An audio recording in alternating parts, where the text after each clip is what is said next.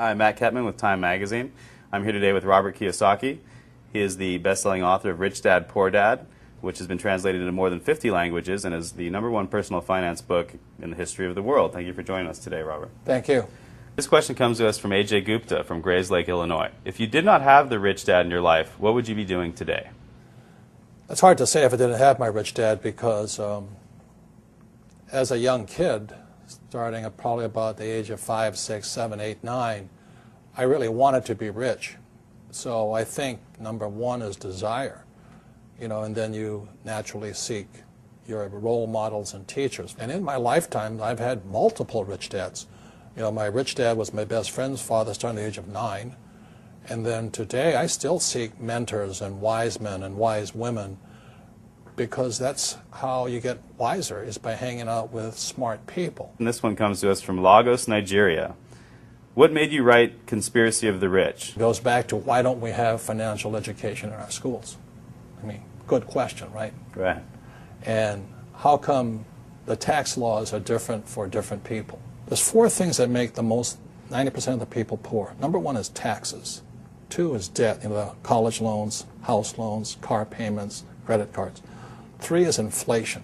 Everything goes up because taxes go up. It's not because things are more expensive. There's taxes. If I have to pay more taxes, I have to pass that on. And the 4th thing that makes people poor is a retirement plan, that 401k or the IRA or their SIP.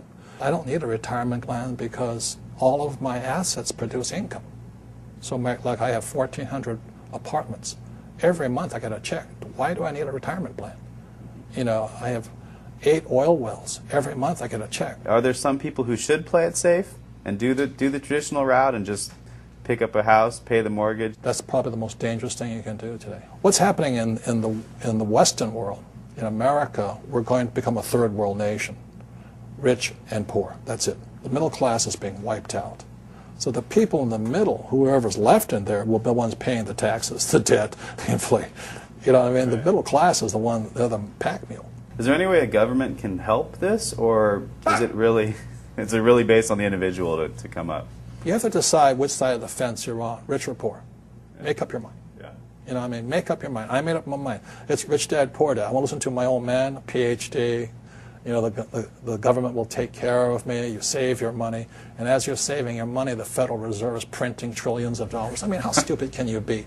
And invest your money for the long term in a well-diversified portfolio of mutual funds, send it straight to Wall Street so that they can pay their brokers $10 million a year bonuses.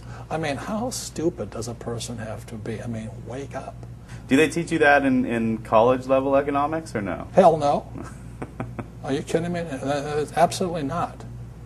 By design. If you read Conspiracy of the Rich, 1903, John D. Rockefeller took over the financial education system by creating the General Education Board.